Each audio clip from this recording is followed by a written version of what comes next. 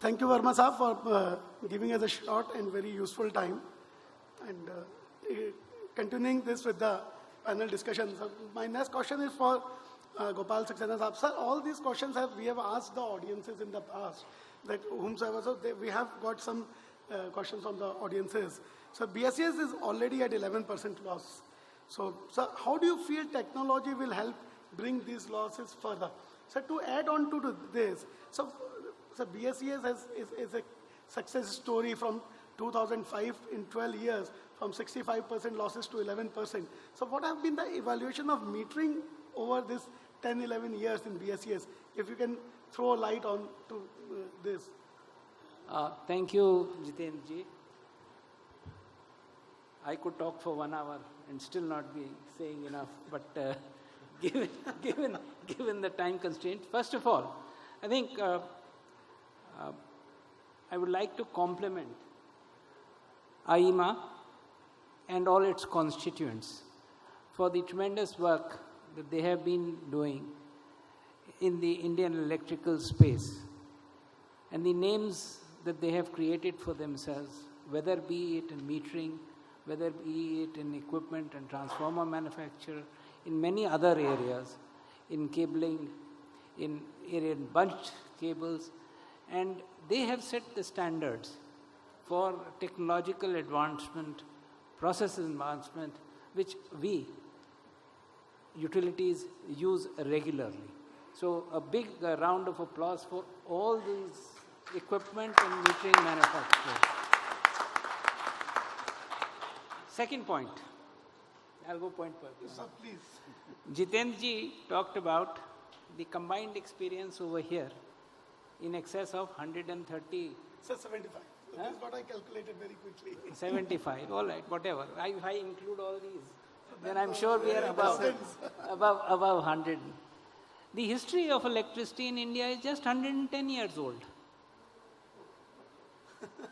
Please bear in mind, the first electricity station came up in Calcutta in the year 1905.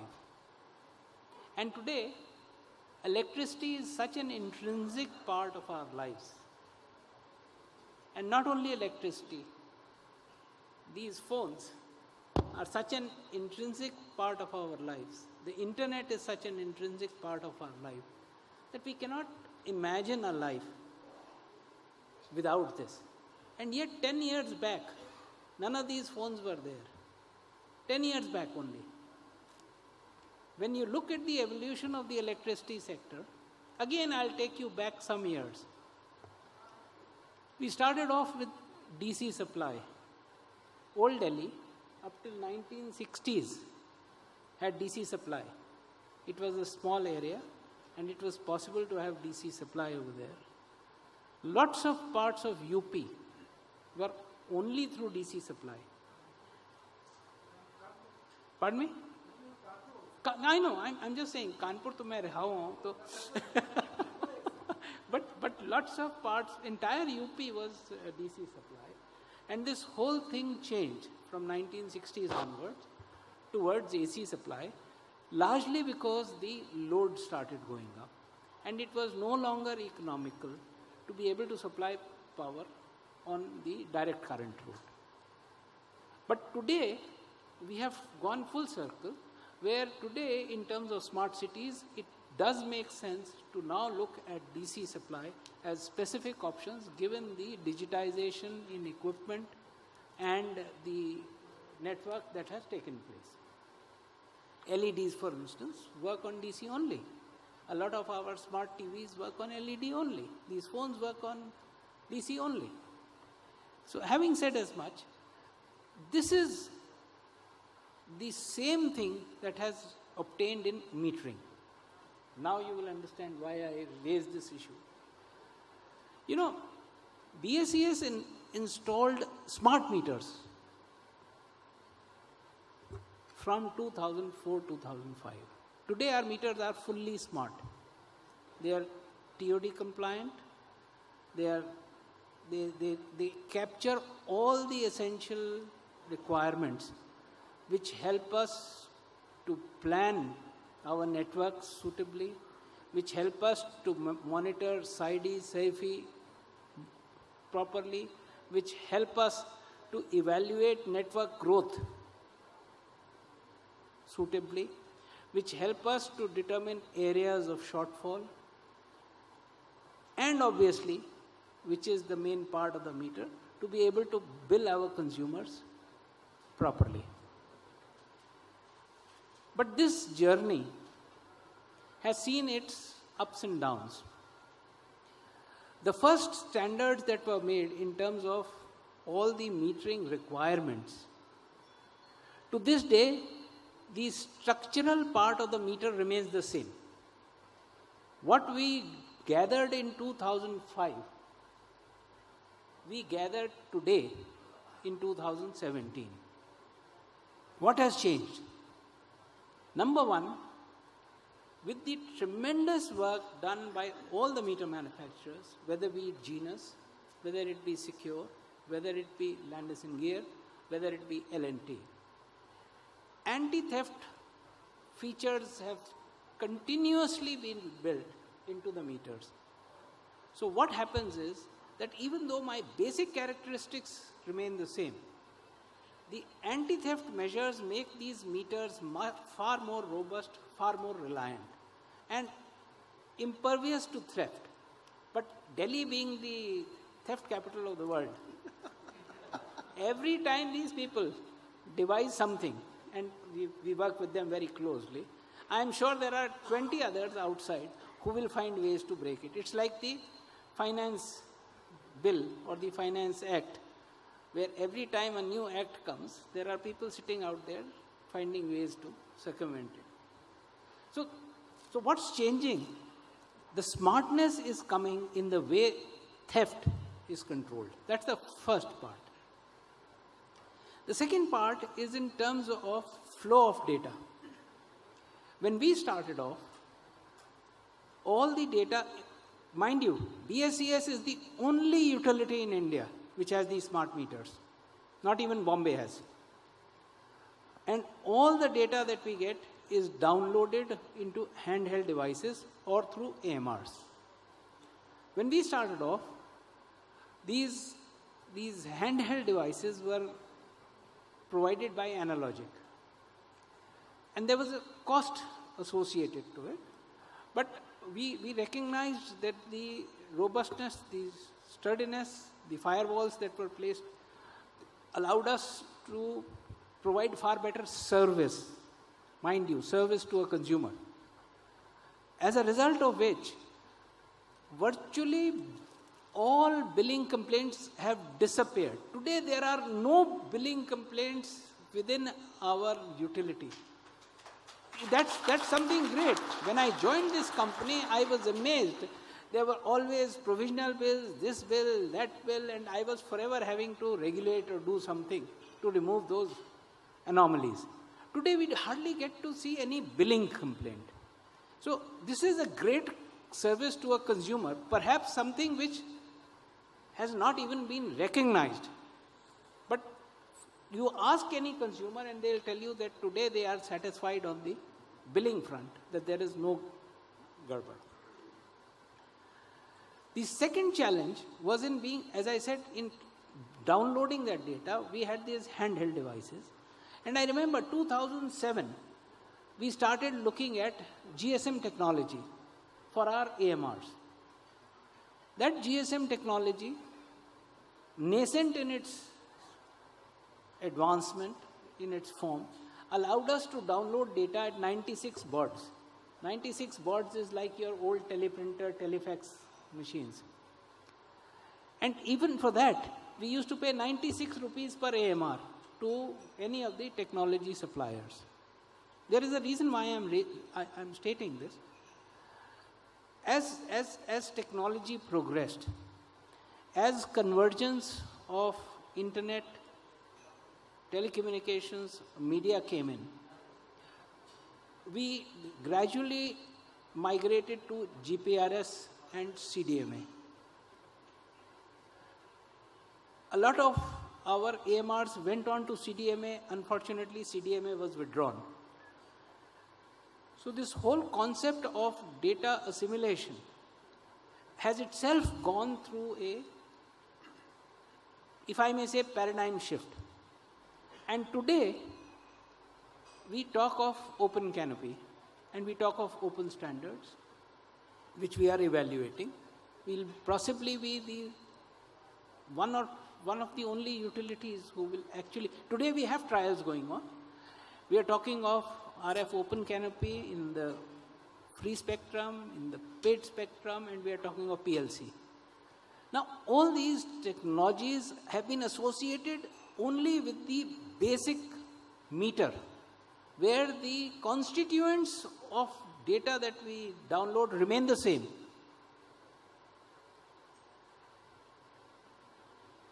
The fourth thing that is important is that even as we look towards moving to, and this is more so for utilities outside, into a smarter regime, it is important to set the security and the processes for deployment of these smart meters. You know, you just can't go and put a meter somewhere and say this is smart. No, I'm sorry. You have to seal that meter. You have to put it into your system. You have to ensure that before it is installed, it is tamper-proof. You have to get it into your GIS. You have to tag it to a distribution transformer. All those are back-end, which nobody actually looks at. And finally, you have to set in place a meter data management system, a head-end system, so that you can get all the data and analyze it properly. One of the biggest areas where we have succeeded is in the analytics, which helps us in determining which are the areas that are stressed, which are the areas that need greater attention, which are the consumers where there is a propensity for tamper or theft. And that is a humongous exercise. So, even as we progress ahead, I doubt if the basic characteristics of the meters and the data that they allow us to get down will change. Because we virtually get everything. It is in how we are able to communicate, how we are able to address, and how we are able to use that data. Dr. Verma mentioned about, and Jitendra also mentioned about, whether at 8.4% it would make sense for us to go into smart metering.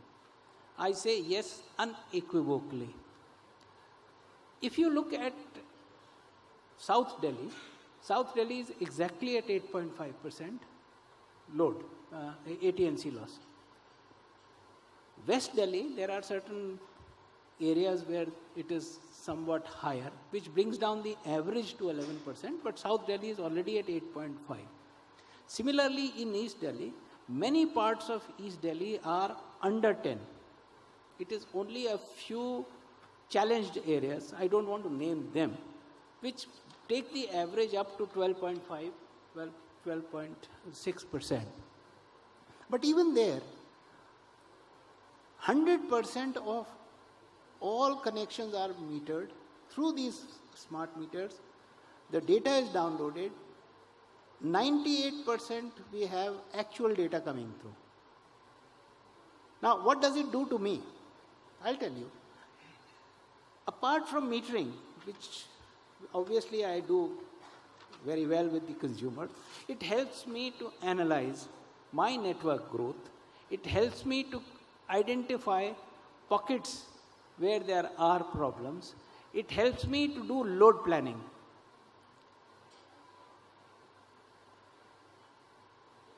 Today, just for your benefit, BSES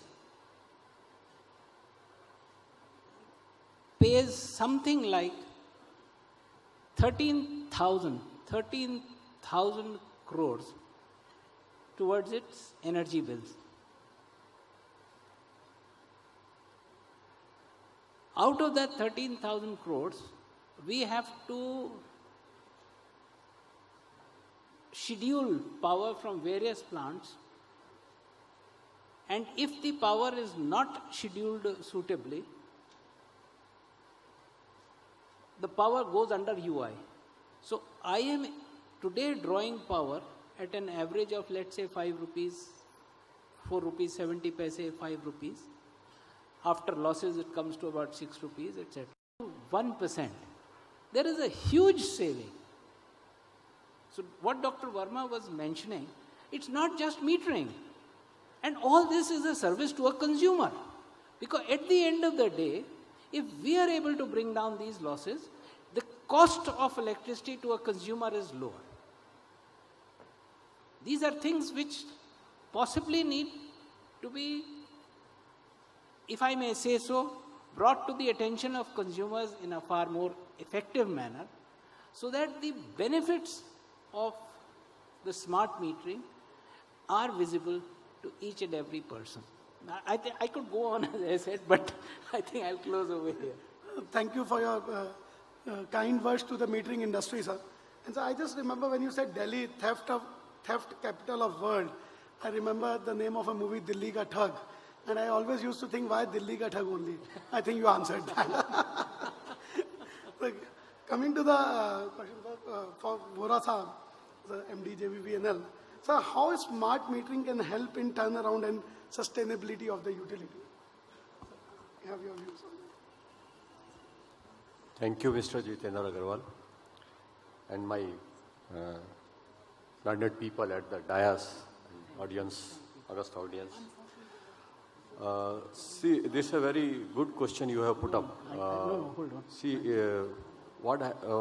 if we see towards the cost which distribution utility is to incur, majorly the costs are uncontrollable towards the power purchase, towards the employee cost, and rest are only the few purchases and A&G and O&M cost, R&M cost. Now, for the sustainability, then the next thing remains with the utility is to improve the revenue and protect the revenue. And for protecting the revenue, I see the smart meter as the revenue protection device, because not only it has the feature of two-way communication, giving us the information of the consumption on real-time basis at the central server, but also has the facility of disconnection, reconnection remotely. So the whole intervention of the human intervention is eliminated here, and which is the currently the main reason of revenue leakage for the distribution companies, because the connivance of the employees and the consumers, or sometimes the tampering of the meter and the other things, malpractices adopted by the consumers.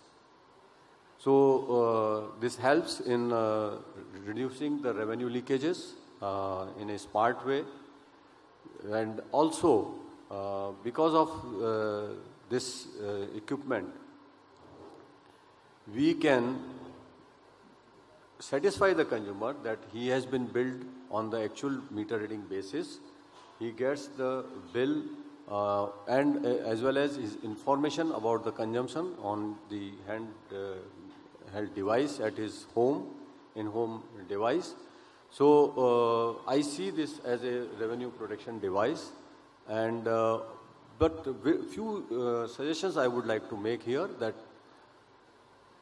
if we can put the meter at the pole, having no display in the meter, as Brazil is doing, and they shared with us that they are putting the meters at the pole and without any display, because we don't require any display in the meter at the pole, and regulator acknowledges the recognize the hand device at the in-home device as a meter, because what a consumer is required, he required only the information about the consumption.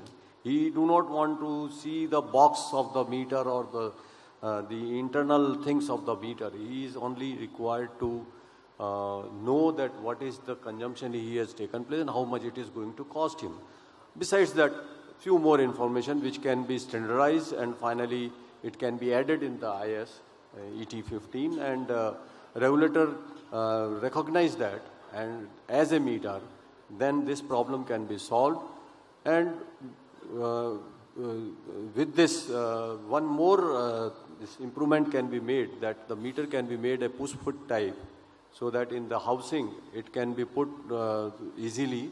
So one need not to go at the pole top and then screw, open the screw and then remove the meter and then again screw it up. It can be made as a push fit type, so that he can just push it in the device, housing, and then after the job is done. So with these small modifications, this unit definitely can help the distribution utilities to prevent the revenue leakages, and it will help in the ultimately sustainability of the utility. Thank you. So, talking about the smart meter as a revenue protection device, so one more question to you only, sir. Can you please give your views on the initiative of this?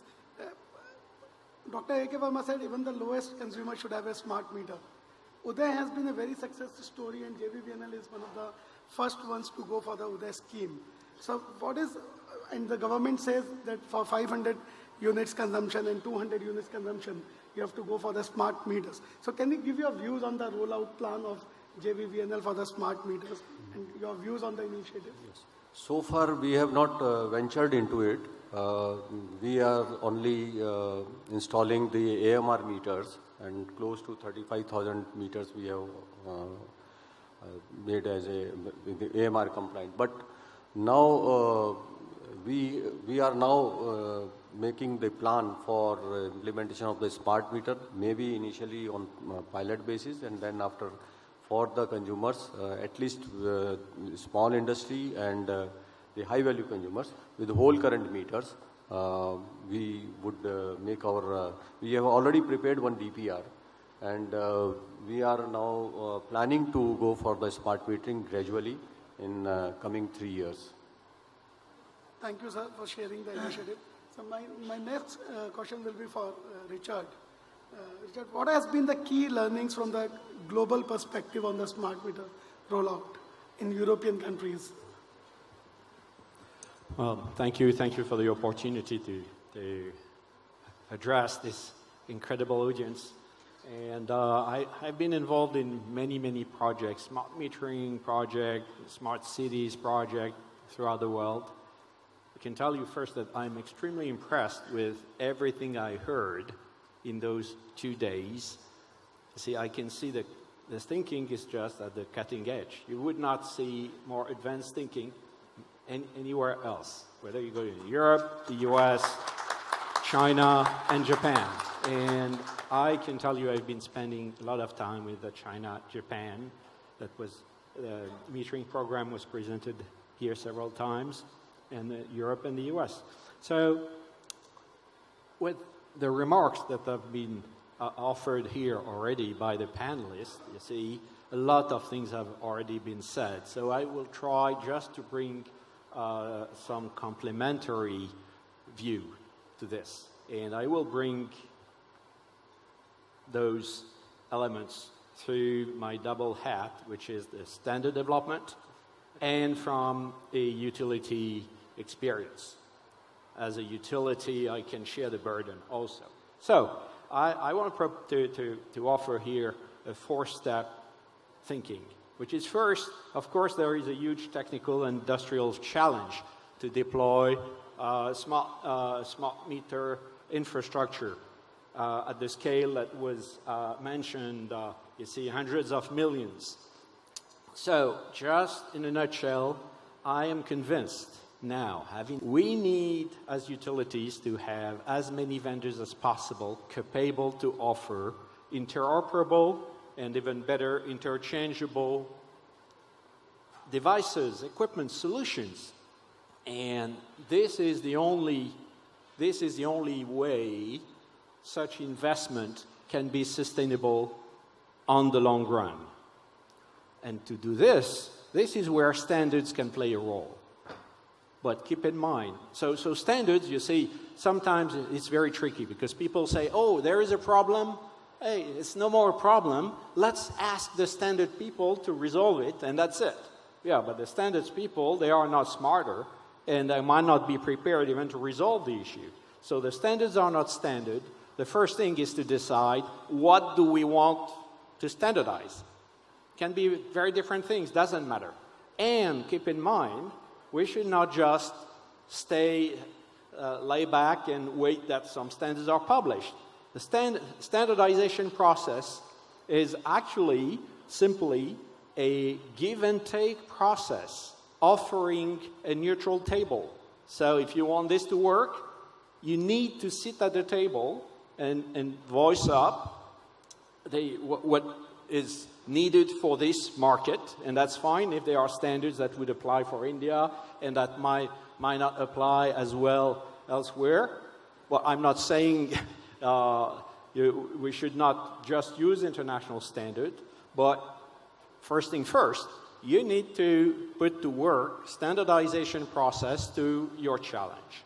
Okay, so let's say we have succeeded to deploy hundreds of millions of meters, and there is an harmony in the ecosystem where there are many utilities and many vendors there, and they can sustain for a long time. Well, my second step in the thinking is that this is not enough, because this is not going to work. Because, as it has been said, the smart meters are actually embarking consumers within the energy system. So this can work only if, from day one, the consumers are embarked in the journey and that they are prepared for this deployment, that they don't have fears, that they're not going to resist. You see, I've seen throughout the world incredible reactions. You cannot imagine. I don't have time here to tell the stories, but you might know some.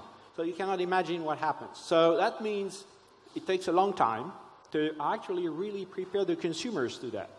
And not only showing the consumers that the smart meter will be just a way to protect the utilities and protect the revenue of utilities, but showing the consumers that the smart meter will bring some good to them. And on top of that, even start to convince them that they might be enticed to have those smart meters, and that they may even have some requests regarding the smart meter to provide them something. And this needs to be worked out from day one in any large smart meter project. Okay? So that's my second step. But then the third step in the thinking is that actually as soon as we deploy those smart meters with incredible communication capabilities, embarking the consumers becoming smart and being part actually of the energy system that the Discom have to make work and balance, hey, the one who have invested, the utilities, might not be the one who will only get the fruits, and there might be new entrants. There are going to be new players that can go through all the data, or, well, there are different things that can happen, and actually this can work only if the one who are investing can get a fair share of the benefits. And having said that, that means that, you see, very often the utilities are extremely conservative. So conservative. And that, I've seen that throughout the world, even with the most advanced utilities. With the utilities having in their DNAs innovation, I've seen all of them first being defensive. And so they start moving, but they drag their feet and they try to wait that the regulators would ask something. But this is somehow a big mistake. Why?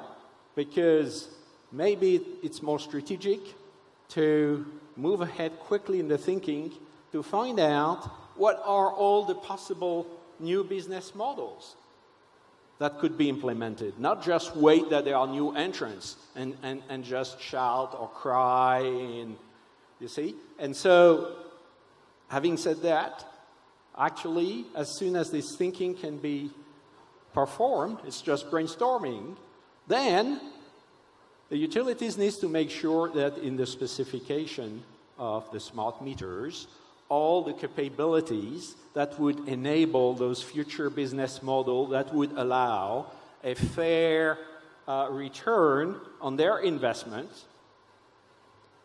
that all those features are in the spec.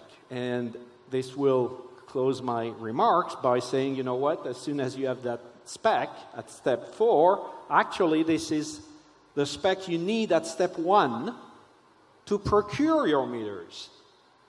So basically, I'm just saying, you know what, it's just a matter of brainstorming and brainstorming one step ahead.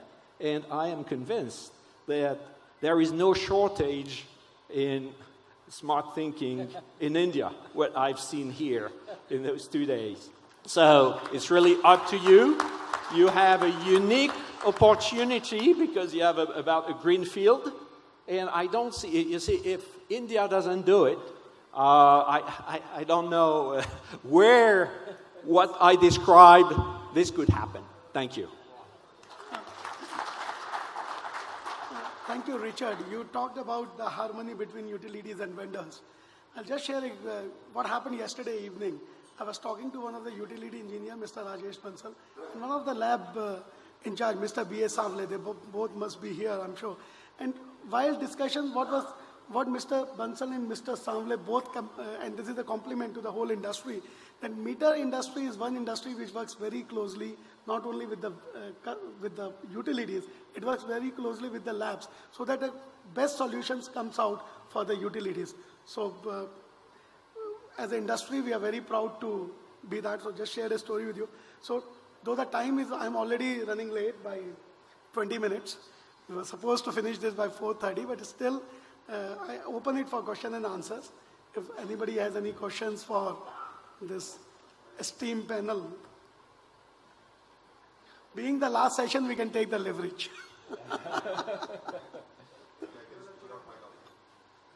Singhvi Saab, you are very powerful. You can always speak without mic. Meter industry energy is very important in addition to power.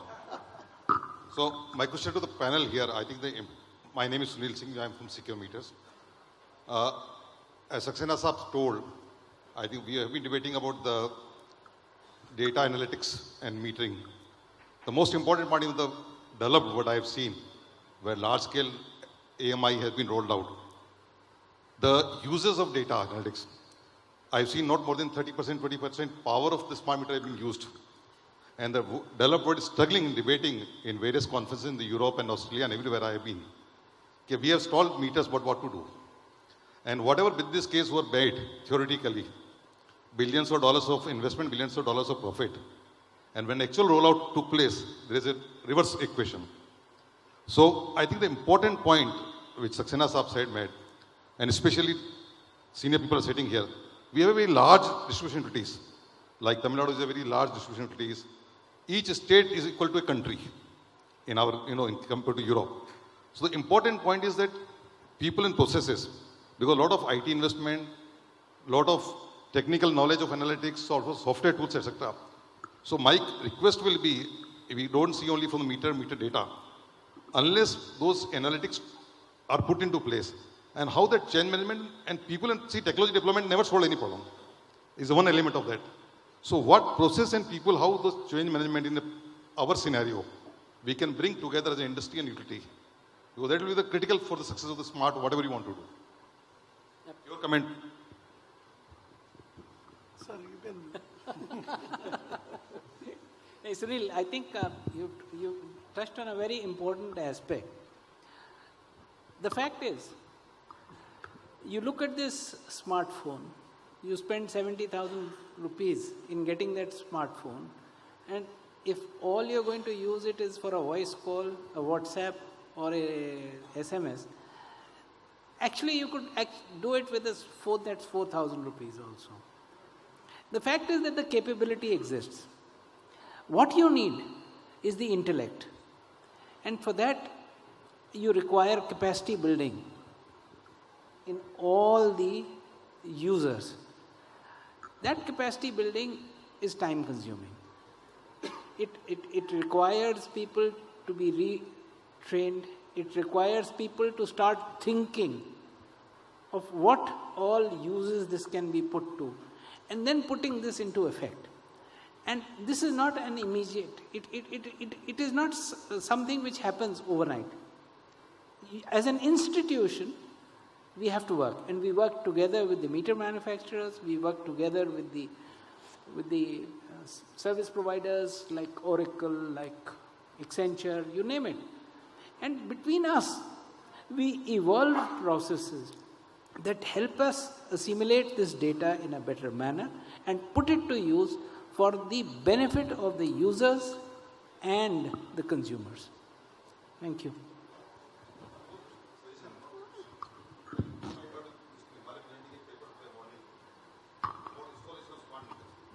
What traditionally we have been doing, putting a meter and just connecting wires. When you do large-scale rollout smart meters, the skill of the installation is very different. And the worldwide, one of the biggest bottlenecks have been the availability of the trained engineers to install the smart meters. Where, millions of smart meters, you go to Europe, where they are not picking up, the installers are not available. Cost of installation has increased to 3 to 4 times in the various parts of the world. So unless those capacity building in terms of, we are talking about Skill India, but if AMI Skill India is also we have to do, otherwise, it's not as simple putting a box. This is my suggestion. Yes, that's for sure. But I think capacity, Singhvi Saab, I think this industry has already shown the capability and the capacity in the past. And I'm sure it will show it in the future also. So. No, if I may just supplement what you are saying, Jiten, I think I serve on the board of West Bengal, where both of you are providing very, very good service also. And this point that Dr. Verma made is amply borne out, because the moment you can put smart meters in such a disparate and a vast environment, you are actually reducing the cost of access to data and better utilization of data for the purposes of control and reliability. Thank you, And sir. both of you are doing excellent work over there. Thank you, sir, for the compliments. We can take No, I will two more also add questions. LNG. Two more questions, one from this Just side in and one case. from this side. I missed that out. Good evening. My name is Prabhakar Tandon and I am from Secure Meters. My question is to Richard. It is generally said that standards lead to innovation. And since yesterday, many of the speakers, including the chief guests, have talked about the innovation and the cost-effective solution. So my question is, how is IEC planning to help the metering industry in innovation through standards? Well, it's a tough question, because it's always this discussion is standardization helping innovation or against innovation, and what IEC can do. Well, to me, it's very simple. The IEC is just offering a process. You need to keep in mind that what is the goal of the IEC standards? The IEC is backed up by the World Trade Organization of the United Nations, and the expectation from the IEC standards is that the IEC standards will lower barriers to trade. That's the point. And IEC is not just dictating how people should design and build equipment, manufacture equipment throughout the world. It's just offering a table. It's a consensus table. So once again, when you ask me what IEC will do, I always like to send out a question like a boomerang. What you industrial players are ready to do coming at the IEC table to actually get the standards you deserve. Okay. Thank you. One last question. Okay, in that case, I would like to convey my sincere thanks to all the eminent panelists for accepting our invitation, taking out time. The organizing committee for choosing this theme. If we talk towards smart and sustainable utilities, and if we see a small difference, what is the theme of the panel discussion. It's sustainable utilities, not smart and sustainable utilities. That's the difference. Now, that's the difference is? We want to ensure that the utilities are sustainable, whether they are smart or not smart. We sell, don't sell, that's immaterial as a Indian metering industry. But what we want to make sure is the utilities are sustainable, which is a backbone of the power sector of India, which is a backbone of India. We want the India to be sustainable. We don't want whether we sell or we don't sell. So that's the difference between this theme and the theme of our seminar. So smartly done by the organizing committee. Well done. Thank you so much. We'd like to move to the handing over the mementos. I'd like to convey my sincere thanks to JKG for moderating this session. And like to start from Mr. Verma is not there, Mr. Vikram Kapur.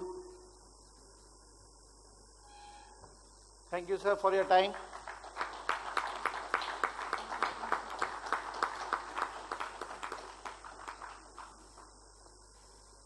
Mr. Bohra.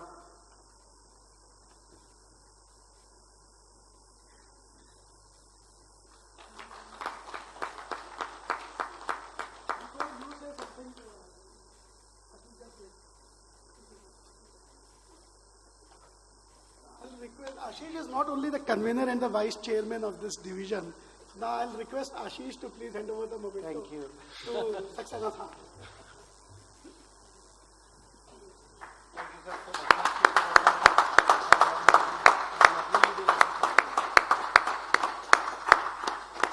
Ashish, you can do the honors for Richard, please.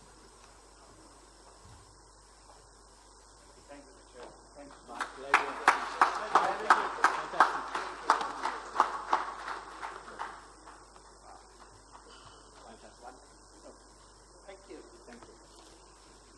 With that, I would like to call Mr. V.K. Mishra for the next session.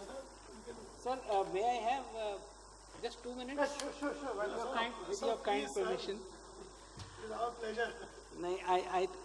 I thought this is not by way of any advertisement or anything, but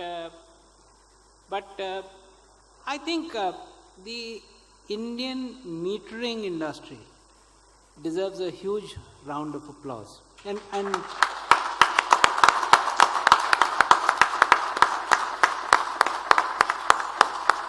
today I have stalwarts from all of them. I have Genus, I have Landis+Gyr, I have Secure, I have Kaifa, everybody present over here who have contributed to this, and there is a reason. Particularly in the context of Delhi, we have seen huge environmental constraints, temperatures ranging from 0 degrees to 50 degrees, pollution, legacy infrastructure, and yet these meters continue to work. In our case, easily 10 years. Guarantees are only 5 years, 7 years. And therefore, I must compliment the, you make India proud. It's not only... Thank you. Thank you very much, sir. Sir, we would like to... Hello. Thank you, Ashish ji, for handing over. And thank you, Vikram Kapur ji, and all respectable dignitaries on the dais, ladies and gentlemen. Myself, V.K. Mishra from Capital Power. After 2 days, brainstorming session on smart meter, smart technologies, case studies. Now we have come to a session where there is Best Paper Award and there is Organization Committee Award, and then we were in a mood to select two number of paper. So it was decided 2 paper will be selected, but the quality of paper was so good that we have selected 3 paper. So without going to any other thing, I straight away go to the awards. So the 3rd paper, it was the success factor for communication technologies, India Perceptive, a case study by Dr. Anukram Mishra from Genus. Please welcome Anukram Mishra ji.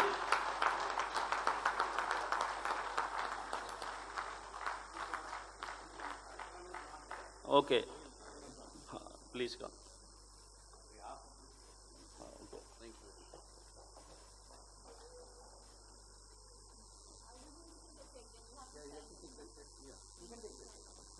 So, I call Vikram Kapur ji for this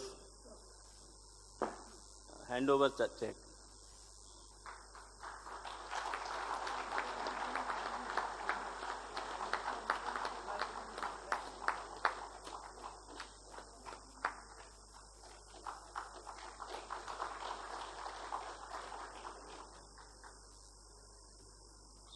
So, this was the success factor for communication technology paper. The next award goes to metering of e-rickshaw to Rajesh Bansal ji, BSES, Rajdhani Power.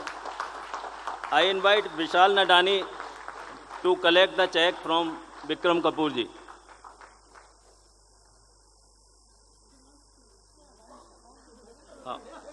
Okay. So, the third prize was of rupees 50,000 cash, and the second prize is rupees 75,000 cash.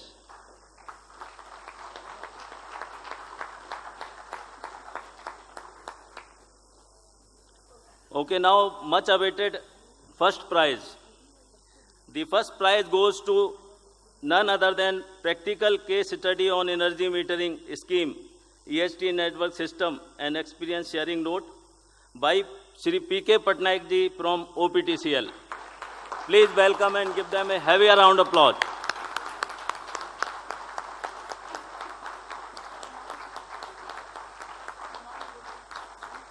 Okay. The amount of this prize is in the 6th digit and it is 1 lakh rupees.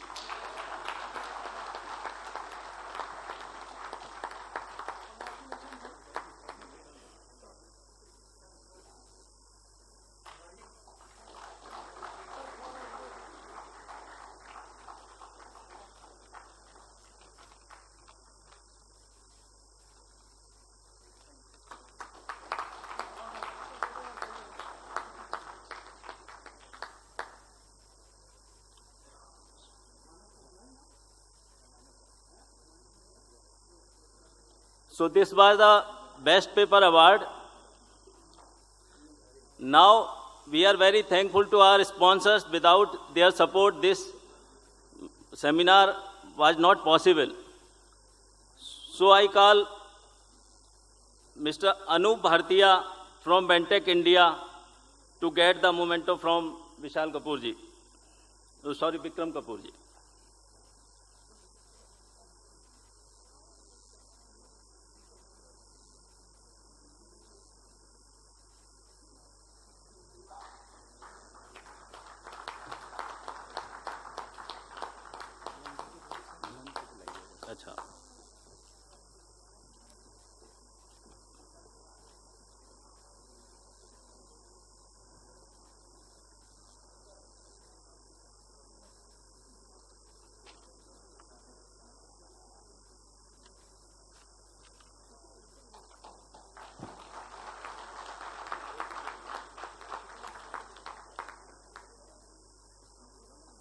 I call Ashish Mishra from Capital Power System Limited.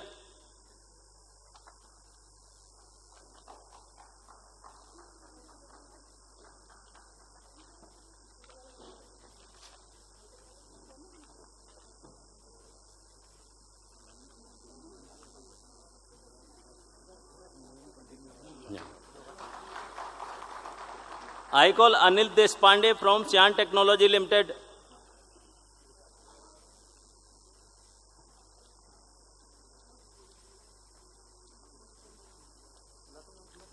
I call Mr. Subodh Vaidya from Esther Honeywell.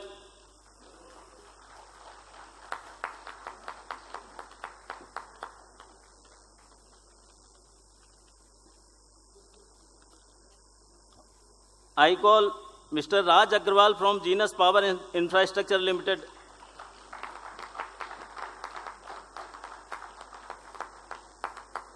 I call Mr. Sandeep Tandon ji from HPL Electrics and Power Private Limited.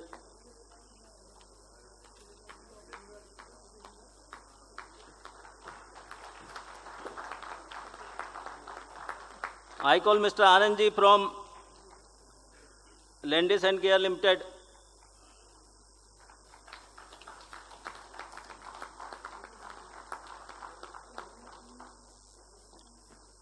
I got Mr. Uma Shankar from Larsen and Toubro Limited.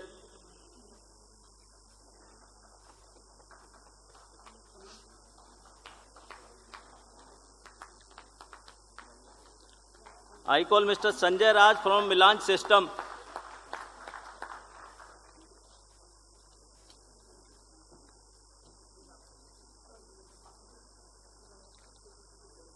I call Mr. Rajiv Chattopadhyay from ERDA.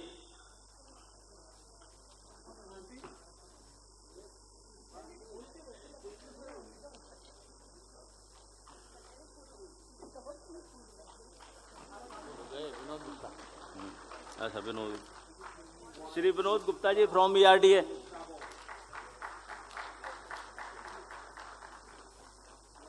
I welcome the representative from EV battery.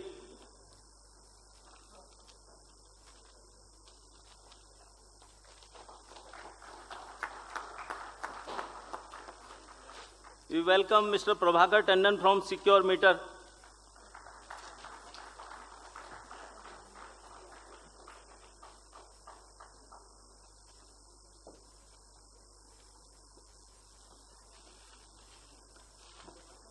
Shri Gagandeep Singh Sachdeva from Pal Mohan Electronics Private Limited.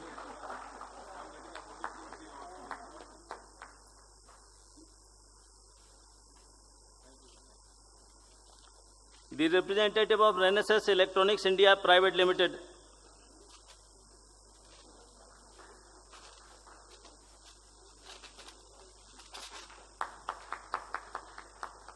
Mr. O.P. Sharma from Technics Online.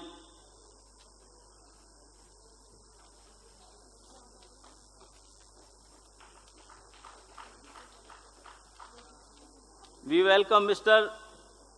Desuk Nakamura from Rome, ROHM.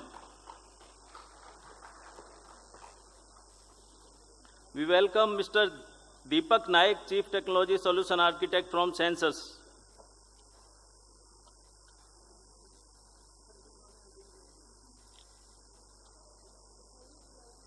We welcome Mr. Vinay Kumar Thapyal, ST Microelectronics. Welcome.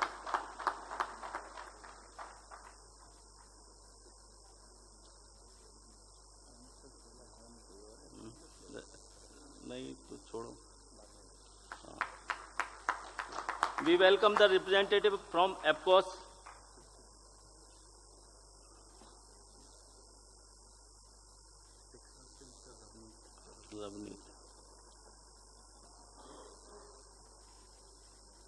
We welcome the representative from SKESSCI.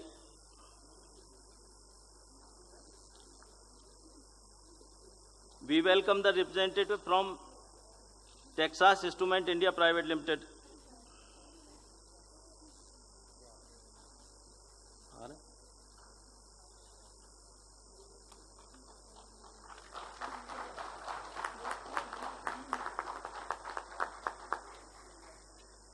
We welcome Mr. Shailendra Goyal from Jera India Private Limited.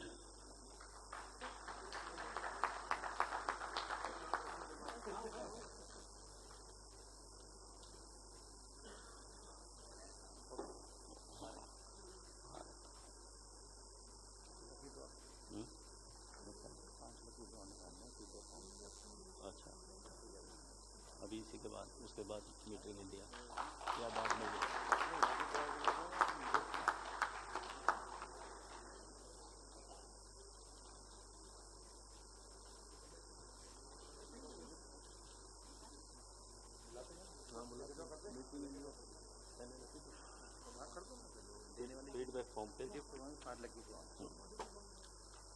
So we have 5 number of lucky draw from the feedback form. So I invite Saxena ji to select.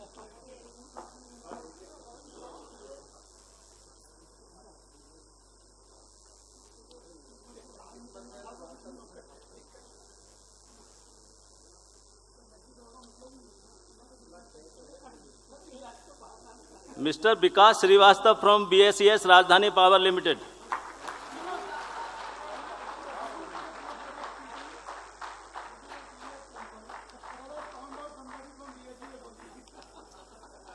Mr. Dhananjay Mehta from Genus Power Infrastructure Limited.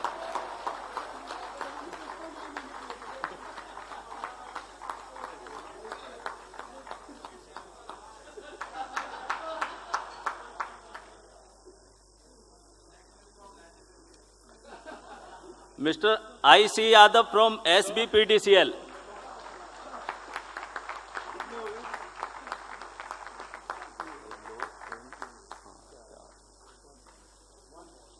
Mr. Manoj Kumar from Chandigarh Electricity Department.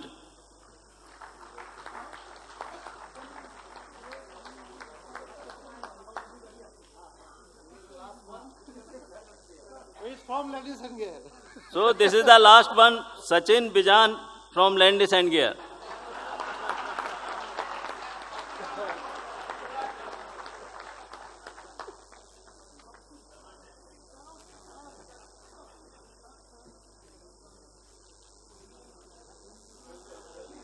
So these were the gifts from on the basis of feedback form. Now this entire seminar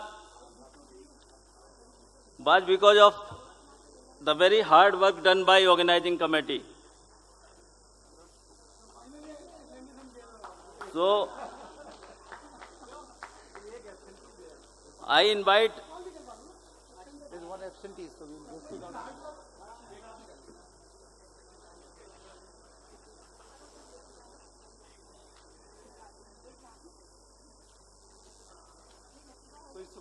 Mr. Anil Tyagi ji from Capital Power System Limited.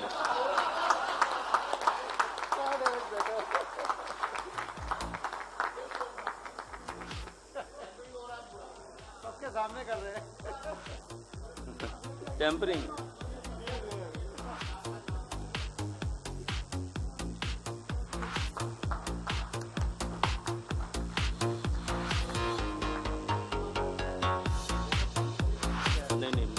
Organizing committee का वो है ना. So I invite Mrs. Manju Shri Shah, the convener of this organizing committee. Give her a heavy round of applause. And I invite Vikram Kapur ji to facilitate.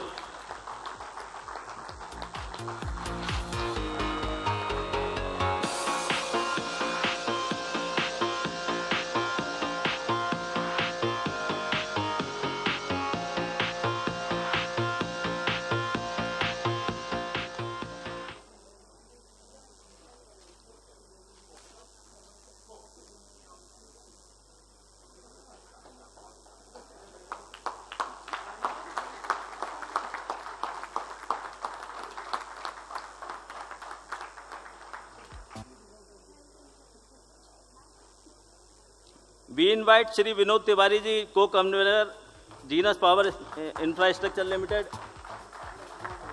Give them heavy round of applause.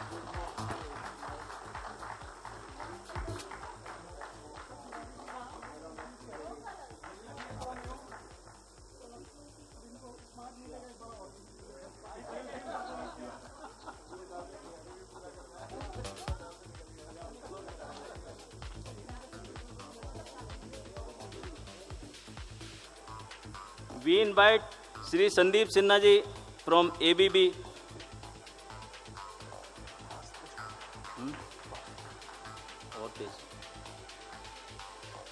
We invite Vishal Nadani ji from BSES.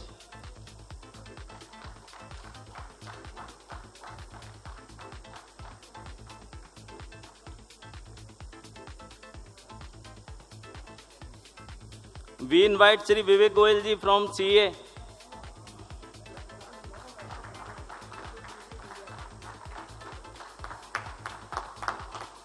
We invite Shri B.A. Samle ji from CPRI.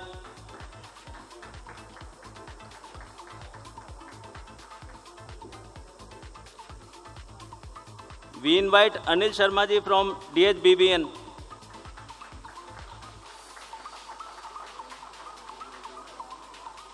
We invite Shri Vinod Gupta ji from ERDA.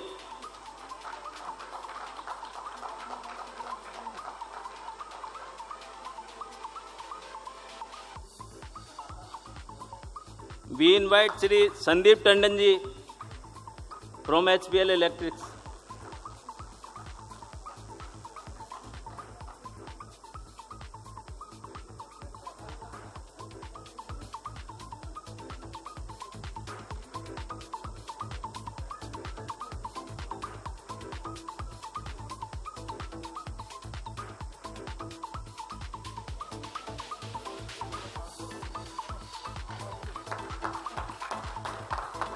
We invite Shri Anand Srivastav ji from LNG, Landis+Gyr.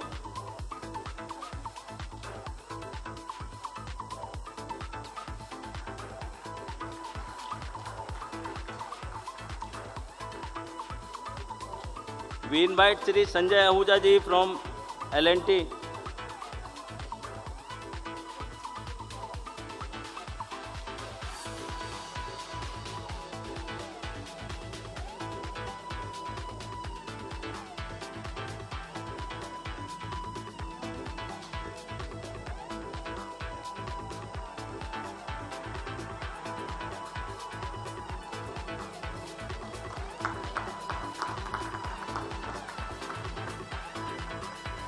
We invite Shri Narang Kishore ji from Narnix Techno Private Limited.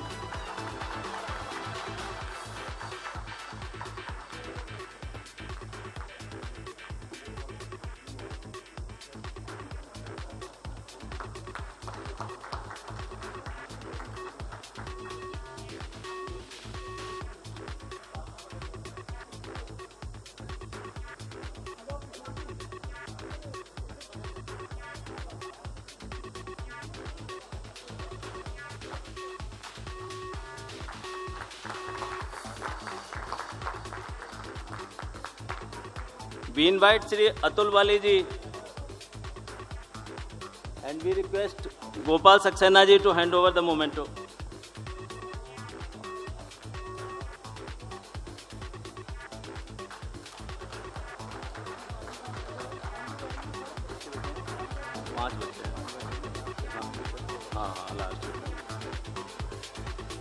We invite A.K. Srivastav ji from Power Finance Corporation.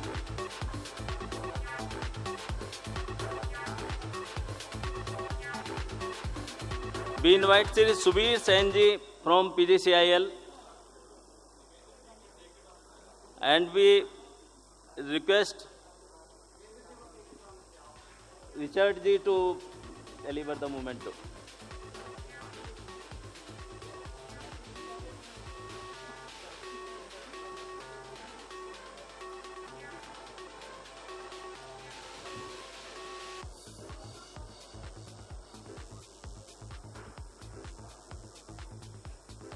We request Mr. Sandeep Pathak ji from Schneider Electric Infrastructure Limited.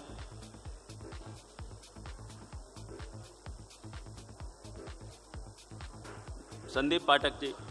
Mr. R.K. Singh ji from Tata Power Delhi Distribution Limited.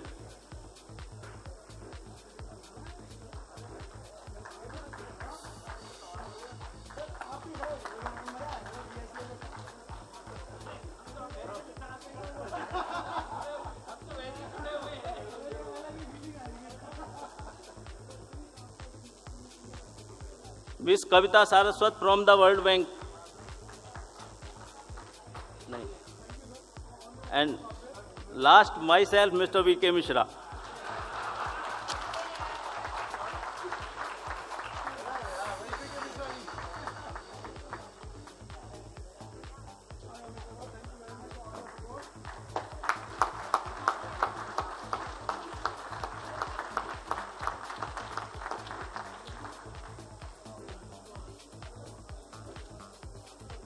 Now I hand over the mic to Manju Sirisha.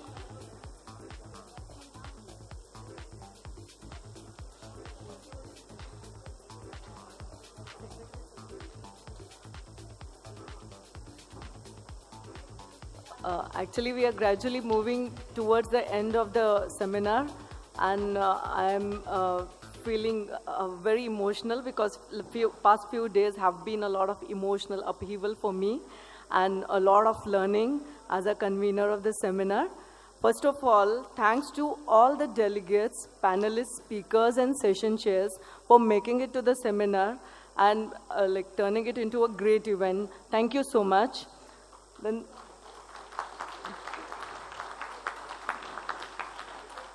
I thank to all the sponsors without whom the seminar wouldn't have been possible at all.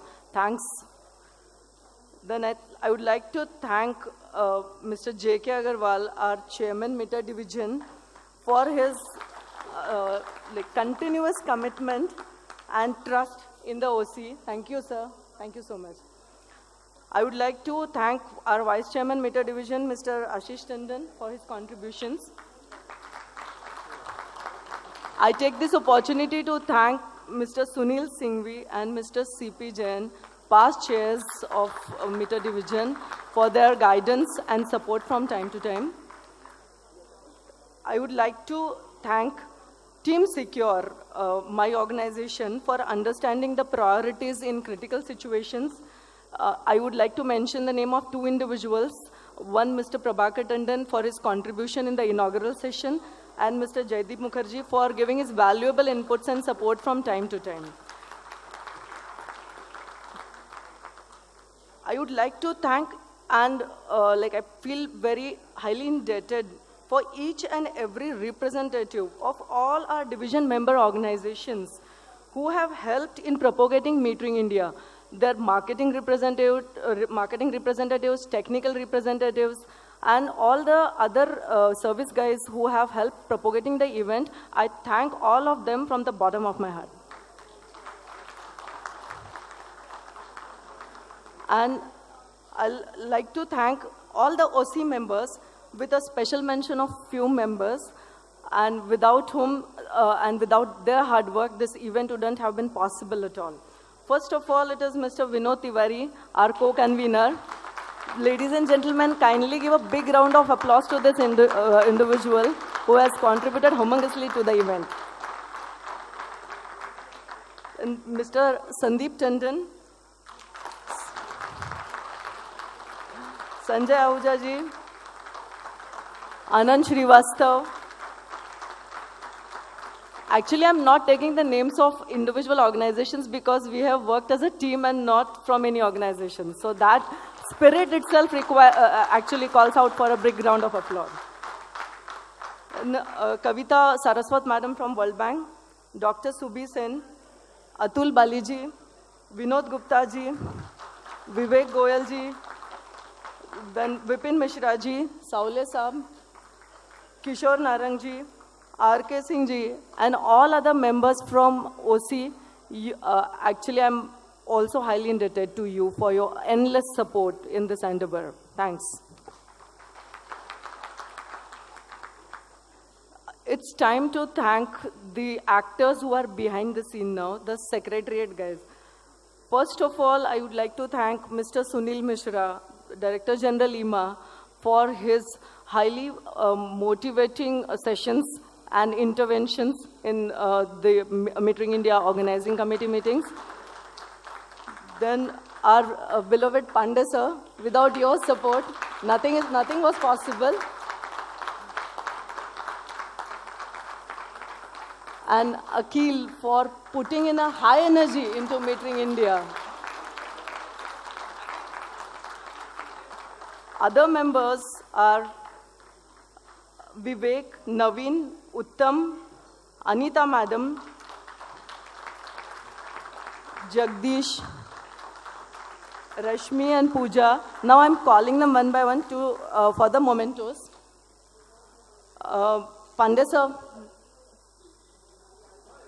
Yeah, I'm calling him. I'm calling everyone. Pandey sir, yeah. I request Mr. Kapur to hand over memento to Pandey sir. Akeel.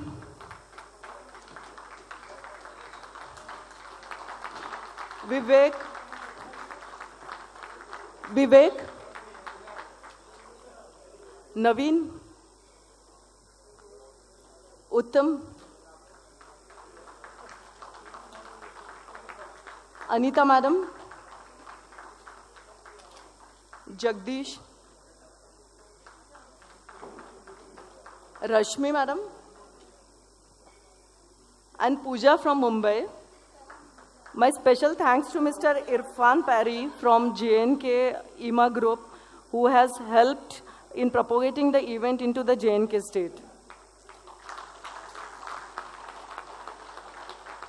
I take this opportunity to thank all the state heads of IEEMA for delegate mobilization and the entire IEEMA secretariat team for helping in all the whims and fancies of us endlessly. Thank you so much. Last but not the least, I thank hotel staff for their support.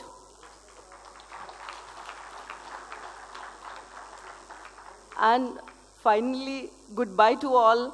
See you in 2019. We are serving high tea in the pre-function area at the Desire. I also take this opportunity to thank all the esteemed panelists and request you to proceed for the high tea. Thank you. I request all the OC members to come on the stage for our memorable photograph.